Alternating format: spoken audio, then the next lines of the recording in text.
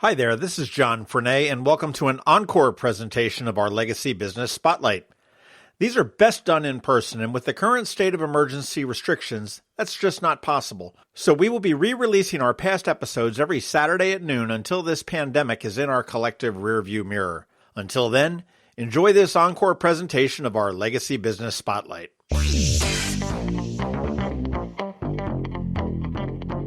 Some businesses succeed, some don't. Then there are those that seem to have been around forever. The true entrepreneurial success story. How did they do it? What was their vision? What makes a success? In this special episode for Eye on Annapolis, we speak with the true success stories, those business owners that have been around for decades, learn from their successes and failures. Now, here's host John Frenay. We're up here in Pasadena with the Hospice of the Chesapeake, and we are with the president and CEO, or perhaps the CEO and president, I'm not quite sure which, but Ben Marcantonio, who has been with the hospice for, you've been here for about 7 years now? It'll be 7 years in April. Well, I know that hospice, I'll say, unfortunately, I have had the opportunity to work with not the Hospice of the Chesapeake, but different hospices throughout the country for my former mother-in-law and both of my parents in recent years. And I know what just a fabulous organization, a concept, and everything else that it is. Mm-hmm. And I'm a little bit still not quite sure exactly what it is, but you know what greatness it is. And I'd like to talk to you a little bit about where we got the start and what it is that hospice does. Hospice is a philosophy of care. And that's really what it stemmed out of. It's just thinking about what people need at a stage of their life that is different than what they've needed at other moments of their life, particularly in relation to healthcare.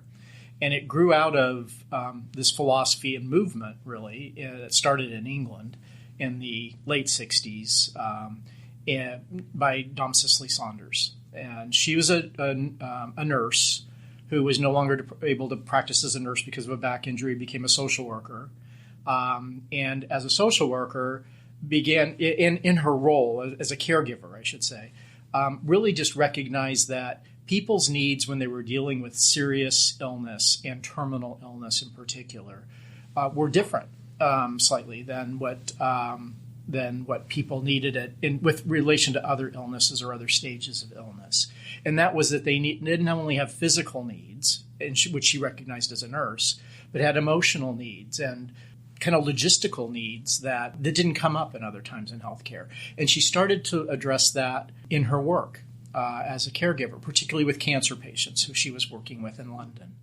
And so the way she approached it was looking at the whole person, their physical comfort, their emotional comfort, their spiritual comfort, because they were asking existential questions. What's been the meaning of my life?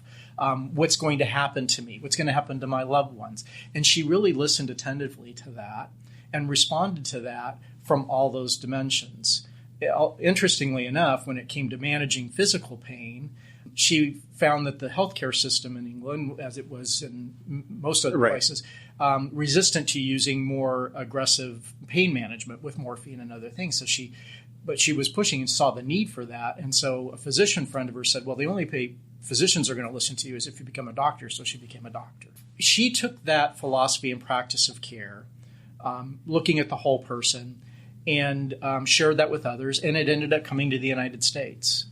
And the first hospice that was established was in the early 70s up in Connecticut. And then our own hospice here in Anne Arundel County was established in the late 70s, in 1970. Well, this is a fairly old hospice as far as hospices go, I would It is. imagine. Yeah, we were one of the first in the country established. There were sort of several that started up. The one I used to work with in California was probably, that was established in like 1974.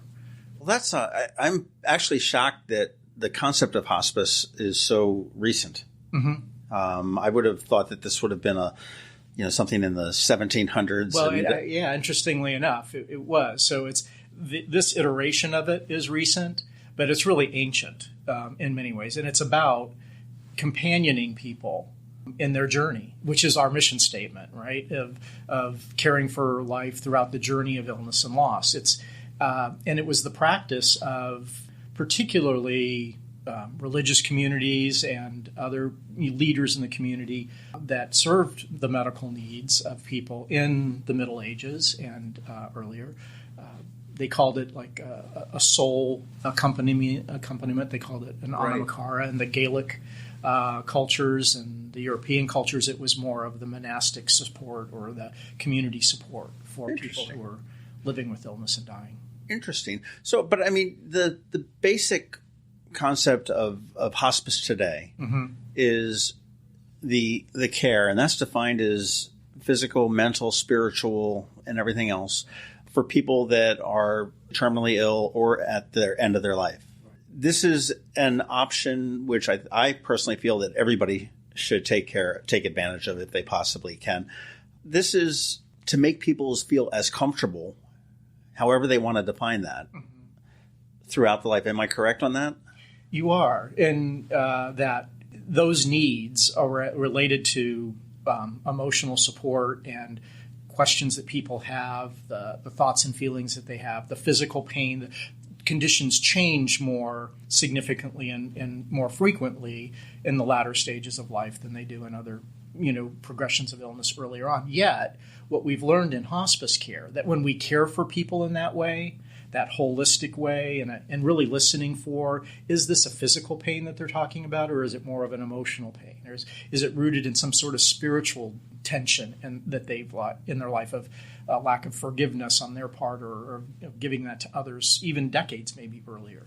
Those are the things, as we've practiced at the bedside of people who are dying, we realize how important it is to bring that philosophy of care and that practice of care to other parts of the healthcare system. And that's where supportive care or palliative care comes in. Hospice being at the end of life, not just the last days or weeks, but the last months of life, that journey that is evolving. Sure. Well, I know my father passed away about a year and a half ago and down in Florida, and had hospice care, later on. And I remember that it was an emotional thing, that I got a call from the hospice nurse a week before he passed away saying that, he, and we had been down there to visit and whatnot, but it's, he really would like to see you and your sister, my sister, his daughter, the two of us again.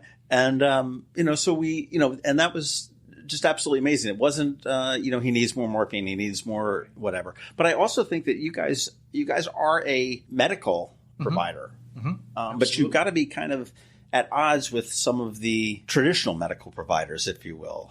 I know that it's about pain. If I am in pain and I need more morphine and I'm under hospice care, I can get that.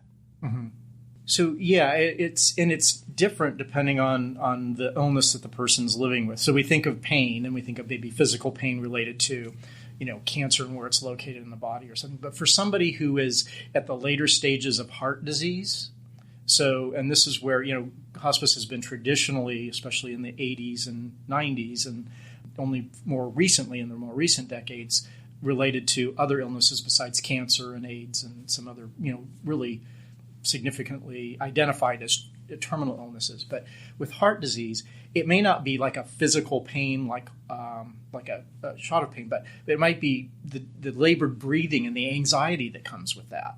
That's very, very uncomfortable for a person. Right. They don't, they're gasping for and how, to what degree that can medically be managed is critically important. But it is also important that we give people that are experiencing that the medications that give them as much comfort as possible, but other techniques for calming themselves when they're experiencing shortness of breath and anything else that might be contributing to that level of anxiety or that physical discomfort. Does that make sense? Yeah. And I mean, I guess that could be something as simple as, let's if possible, let's do some yoga or some breathing exercises, or let's look at some photographs of your childhood or something along those imagery lines. Work or anything like that. Absolutely. The hospice here specifically, Hospice of the Chesapeake, you guys have really grown over the years since you were established in the 1970s. I know that there was a hospice house up in Linthicum. Ferndale? Linthicum? It was Linthicum, Tate House. That you had. And there's one that I pass on Route 2 down in Harwood. That's the Mandarin House. And you've got this new campus up in Pasadena. I was last, I think, in your corporate offices when you're in the industrial park up on Defense Highway. What are the different programs that hospice has here? Sure. So our Hospice of the Chesapeake, has evolved over those 40 years that we've been serving the community, to not serve just Anne Arundel County, but also Prince George's County. So that's one way that we've changed and evolved in a pretty significant way in terms of really trying to, as you said, get people the care that they need, that they could benefit from when they need hospice care or other kinds of things. So the other kinds of things we've really developed and made a part of our overall services is closely linked to the hospice experience, which is our grief and loss, which we house in our Chesapeake Life Center. So there we take care of the needs of family members or loved ones. It could be neighbors, friends, whoever, who have experienced the loss of someone who's been on hospice care and need some additional support in grieving. Most people, work through the grieving process without additional support, professional support, but there are many who benefit from additional support. I'm going to go back into my college days, but it was Dr. Kubler-Ross had, what was it, the seven? Did she have the seven? Five stages of death and dying. People don't know how to deal with that sometimes. Right. Yeah, and again, it's us being on that journey with them. So our journey with a patient who's on hospice isn't with the patient alone. It's certainly that's the focal point, but the family, the surrounding support network of that individual is critically important to how we carry out the hospice care while the patient is alive.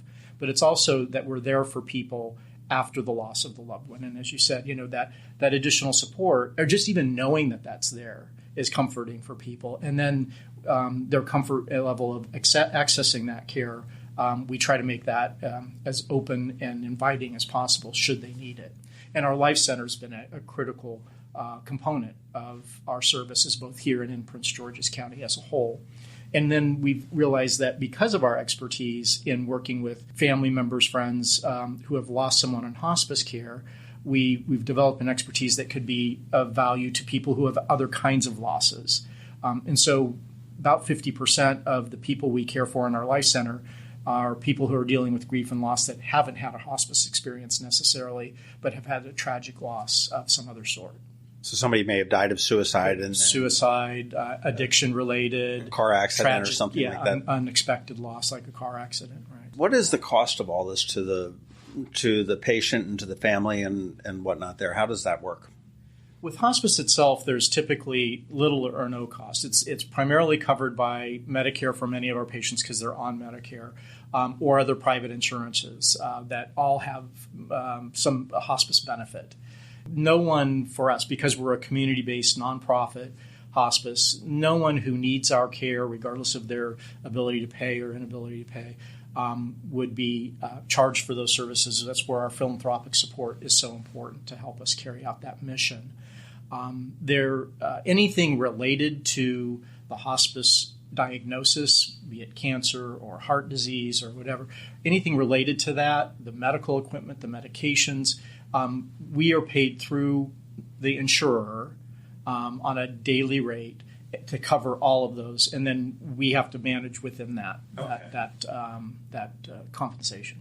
Okay, so then whereas a private industry may turn around and if you say somebody that does not have the ability to pay comes in and that you do provide palliative care and you've incurred some expenses, that person would not necessarily be billed or the estate necessarily, but that's where you do require, and I know you do an awful lot of fundraising. Correct. And that's where the larger community steps in to support the larger community. Right, exactly, to help where that need, where that reimbursement isn't there for someone because of their either lack of insurance or underinsurance or whatever it might be. Yeah. That's fantastic. What does the Mandarin House do? What are the different facilities that you have? We talked about Chesapeake Life Center and the grief support for the family members, and I know you've got a wonderful program for children, which is particularly difficult for kids when you find a parent that dies fairly young with whether it be cancer and whatnot, dealing with the children on that. But what does the Mandarin House do? That's a residence. So both the Mandarin Inpatient Center in Harwood, on Route 2, and our inpatient center here, the Rebecca Fortney Inpatient Center here. Both are intended, I guess the best way to sum it up would be as alternatives to hospitalization. So rather than a patient who's on hospice care going back to an acute care hospital, be it Anne Arundel Medical Center or Baltimore, Washington, or Prince George's Community or whatever, if they're on hospice care, going back there for an acute change in their condition, or a sudden change or a dramatic change in their condition, they would come to one of our facilities to continue that hospice care approach in a 24/7 acute care hospice facility. It's typically shorter term. It's not necessarily a long-term residential kind of care, although sometimes people will stay on a little bit longer than they might in a hospital. But mostly it's about helping that patient with whatever their changing condition has been. They might have experienced a real severe shortness of breath that we're not able to get quite as well managed as we want it to in the home setting or in their facility where they're living. So coming to one of the Mandarin Center or the Fortney Center helps us get 24/7 care, adjust the medications, really evaluate deeply, what's going on, get them comfortable again so they can return back to their home setting or wherever they call home. So because that's where most people want to be.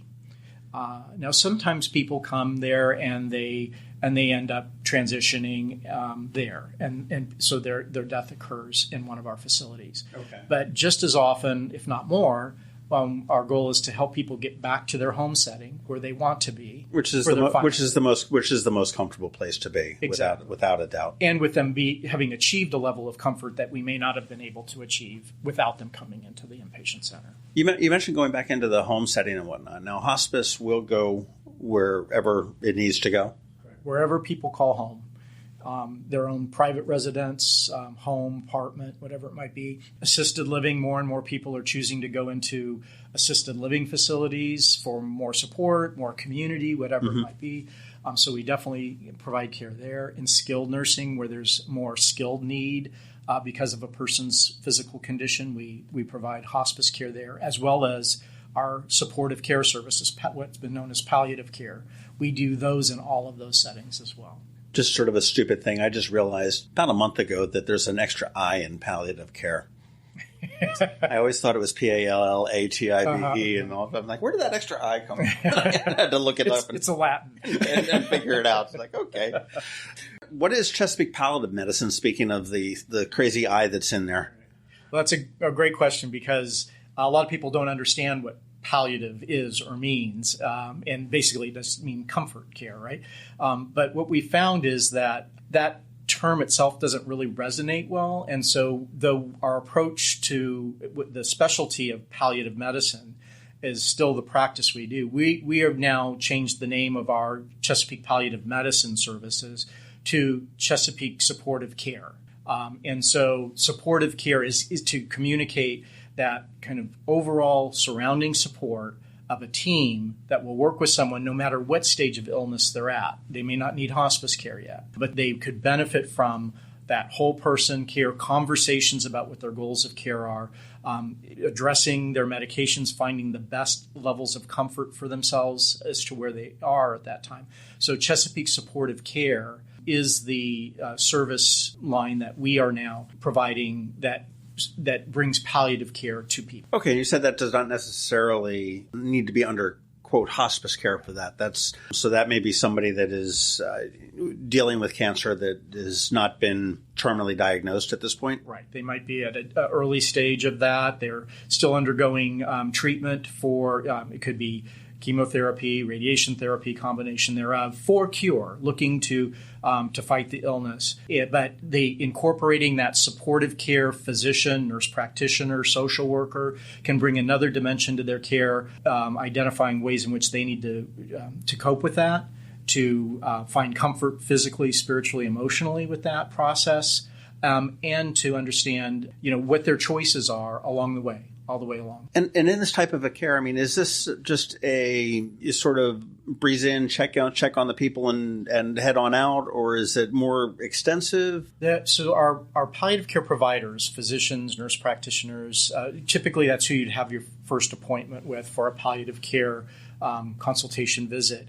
Those can go well over an hour. 70 minutes is kind of the average. So it's certainly unusual to see a doctor for that long. Exactly. It is. And it's because that time is needed to really explore. So what are you experiencing? What questions do you have?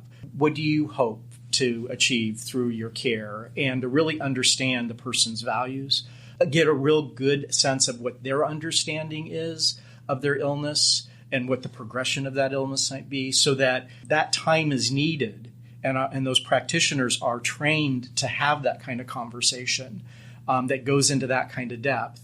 And it's a specialty that is brought into the healthcare system specifically for that purpose, because other physicians practicing for other purposes in different ways don't have and may not need that kind of time to do what they need to do.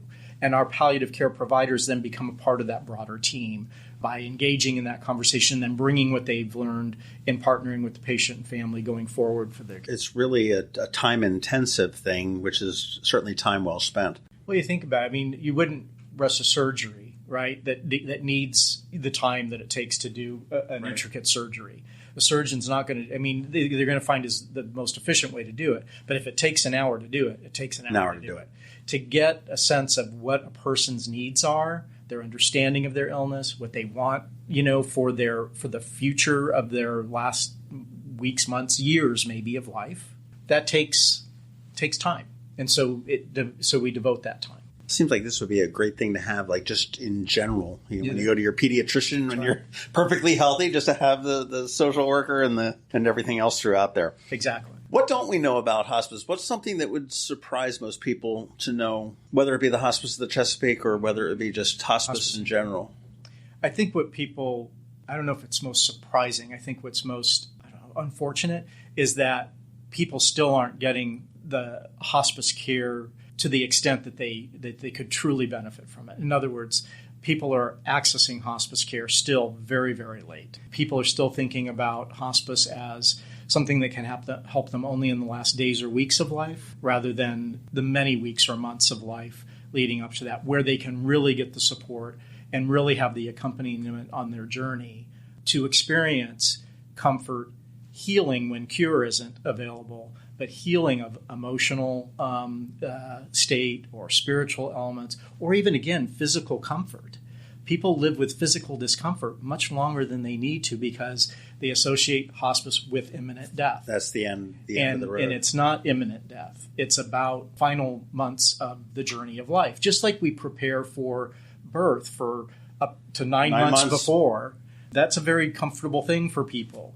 Preparing for the final day, rather than birth into a new life, whatever people's beliefs are about that.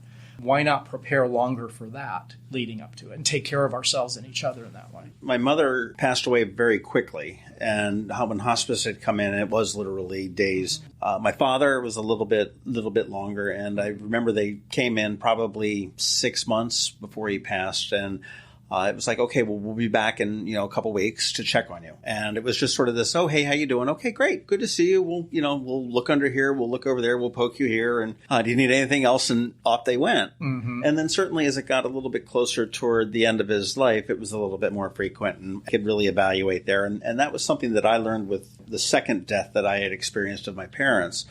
And I think there's a lot of conversations that today's people need to have as parents are staying active and living longer and everything else. I mean, you look at memory care. You look at, do we need to go into, you mentioned assisted living. Do we need to go into a continuing care type of a place? And they're all difficult conversations to have, just as pretty much everything at hospice has to have. But I think that it's so critical to have them, to set the expectations, to know what you're going through. Yeah, and again, that's where it comes into, it's about the whole family as well. I mean, you are part of that process and have your own thoughts and feelings about your mother's journey and want to support her and be part of that, or your father's or whoever it might be. You describe sort of that intermittent care that hospice provides over months.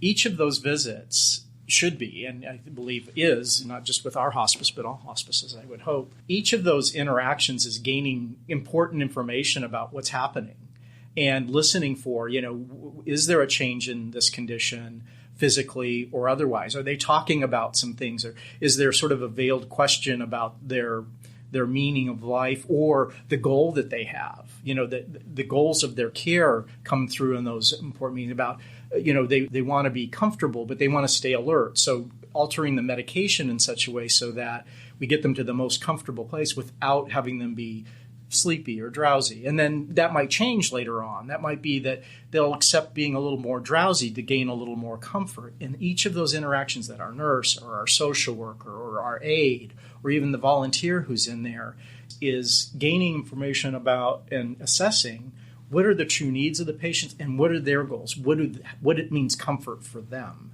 and how can we help them achieve that. And that's, again, the family members, the patient, all involved. You had mentioned your medical staff, your volunteers, your social workers. So you guys cover the hospice covers the whole spectrum of needs. Yeah. Our belief that model is built out of that belief of whole person care, that there's no one discipline, even the doctor, the nurse, that medical person alone can't do it alone. They're critically important to it. But that's why we have a team of various disciplines, people who approach care from different vantage points. So required by Medicare and other insurers is that if we're going to support this care, we expect that a doctor will be involved, a nurse will be involved, and that's defined, the level of involvement. Right. Social worker, chaplain, aide. Right.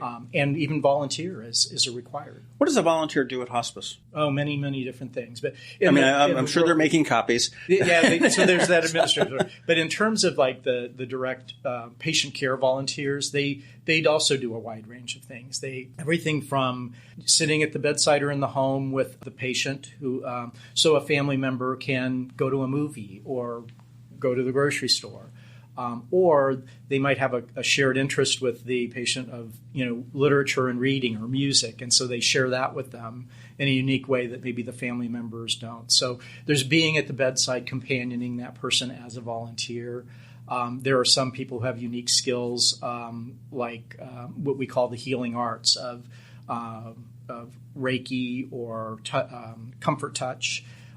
Things like that, healing touch, things like that our volunteers are specifically trained to do, that bring another type of intervention and support for our patients and families. When's the right time to call and to reach out to hospice? At any point in which you or your family member is working with their healthcare provider and is beginning to have questions about the question you had. Well, what is this dementia going to bring? So if you have that question, it's a point at which, at a minimum, to reach out and find out more about supportive care, quote unquote palliative care, because it may not be a terminal diagnosis yet, which is what is the initiation for hospice care, but it may be that point at which you need to start evaluating, well, what are my goals for my care? At what point will I know that I need hospice care? But typically, if you ask yourself the question, would I be surprised if myself or my loved one might not be here a year from now? If you're thinking that that's a possibility, it would be a point at which to reach out and call and say, do I need hospice for myself or my loved one, or do I need supportive care, or do I just continue to work closely with my primary care physician, my specialist, so that I know when to make that call? You said that a terminal diagnosis is the starting point for hospice care. I mean, is that where it's okay?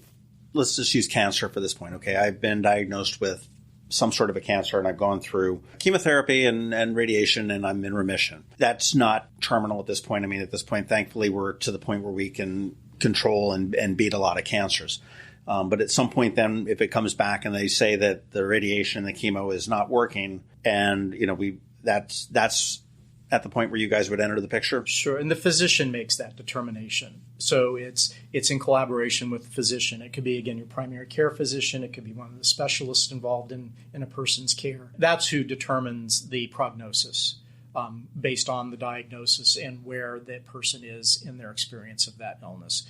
And along with, it might be a primary diagnosis, again, of heart disease or cancer or dementia, but there might be other elements that are contributing to the ultimate prognosis. There might be diabetes involved. There might be multiple types of illnesses that are contributing that are all to working together the prognosis and the expected life expectancy of that individual.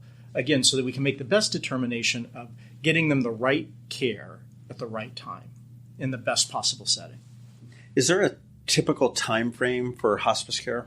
I mean, it seems to me like it could last for, years, if you will, potentially. I mean, but primarily, for the most part, it tends to be a little bit shorter than that. It varies, but the average stay for somebody in hospice care is about 50 to 60 days, depending on, the condition.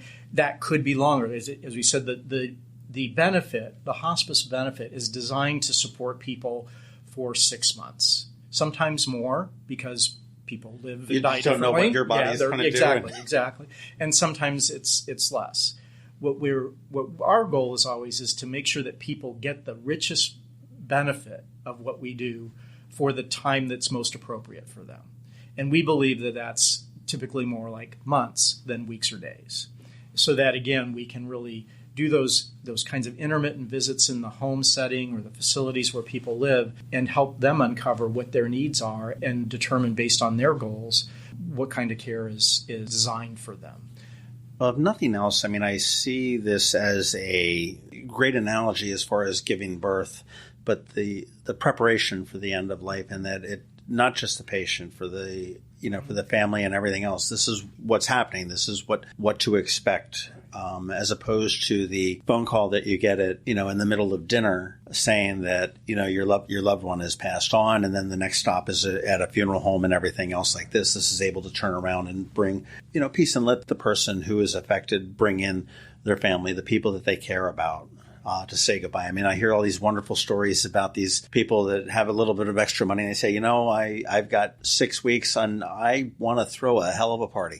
So let's do it here right now. Let's call the caterer, and I'm not going to be able to eat or drink, but I'm going to be here and we're going to have fun. And and I think that's a very important thing. And I think that really goes a long way to helping the survivors, the people that are going to remain behind, trying to put the pieces of all this together to cope with it when it does happen. And then certainly the resources that you have after it happens to be able to move on. Because, I mean, as cold as it may sound, life does go on. And we all have to, move on. We have to figure out what our next step is without that person in our life. Yeah, what leads up to those final moments and ultimately the transition from life to death is it's a wide range of experiences. For some, it goes relatively smoothly and predictable, but it's always that unknown because we don't know. And it's not always easy. And that's why that additional support from a team who has walked with literally hundreds, thousands of people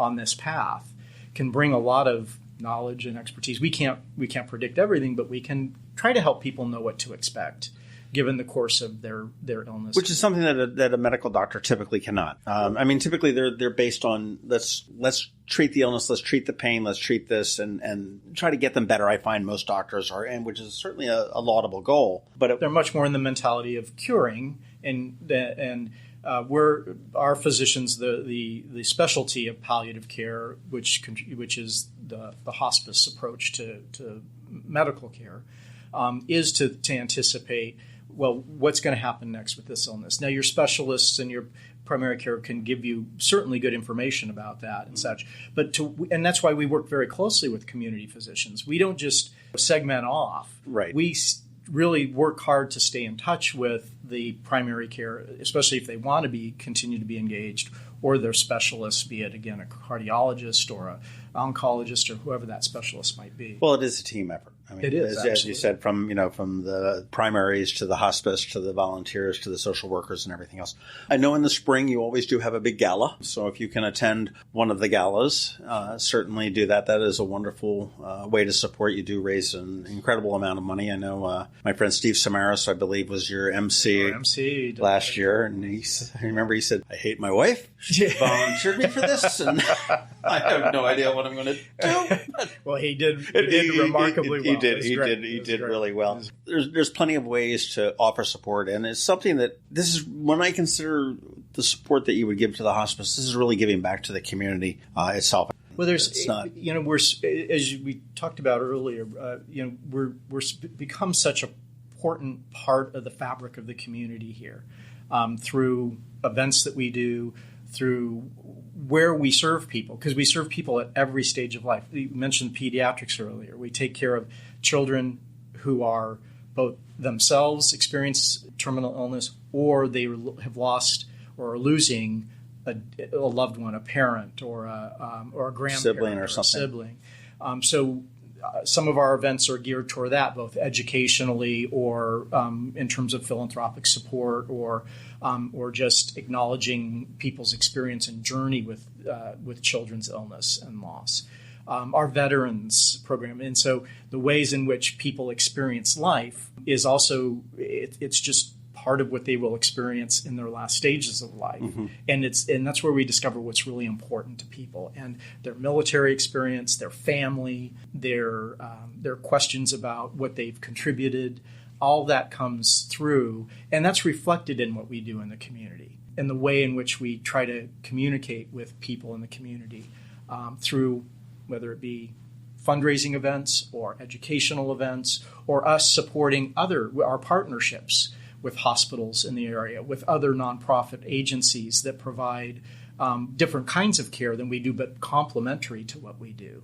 Wellness House, Partners in Care, the Coordinating Center. We really work and really try to coordinate the care we do with them, and look at ourselves as partners with them. How many other hospices are there in Maryland? I mean, I know you mentioned that we handle Anne Arundel County and Prince George's County. Throughout Maryland, there are, I believe, now 26, 23 or 26. And then within different geographic areas, there are usually several in each area that provide. How many people do you serve in a year now? I remember reading briefly your timeline, and it was like in 1974, and we had 4 people.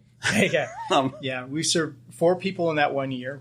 Now we're serving over 3,000 people each year, and on a daily basis, approximately around 470 every day, close to 500 every day. Great work. That's just in hospice too. That's that's the hospice piece. And supportive care, the life center, all of that is extension as well, and we're touching people's lives beyond that as well. What is the best way to learn more about Hospice of the Chesapeake? Your website? Our website is a great tool and resource for people in the community.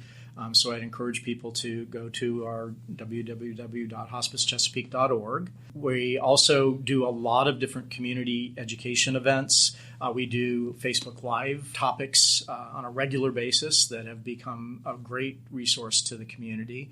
So any ways in which, or just call us and we'll let you know different ways in which we can point you to information that you need or events that we're doing that will enhance the understanding. Ben Marcantonio, thank you very much for your time today, and continued good luck with the Hospice of the Chesapeake people. Check them out, hospicechesapeake.org. The party is pretty good in the spring. I will admit, get on the list and get to that party. It's usually up at one of the airport, or has been in the airport hotels for a while. Yeah, and you're right. This year we're doing it actually at the hotel on the University of Maryland campus in College Park. Ben Marcantonio, thank you very much. Thanks for listening to this special podcast for Ion Annapolis. Please be sure to visit ionannapolis.net for all your local news, events, and opinions. And in case you haven't already, please subscribe to the Ion Annapolis Daily News Brief, where we bring you your local news direct to your phone or tablet every Monday through Friday at 7 a.m. Subscribe on iTunes or Google Play.